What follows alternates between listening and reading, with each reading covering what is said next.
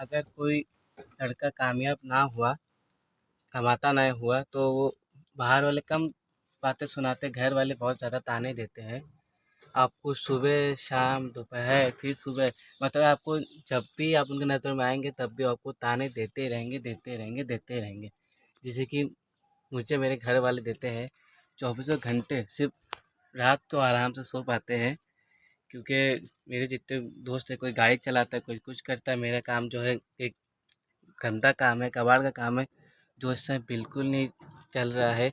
माल एकदम ढेर लगा है। आप लोग मेरी पुराने वीडियो पे देख सकते हैं, बिल्कुल माल एकदम ढेर लगा, हम लोग काम कर ही नहीं पा रहे।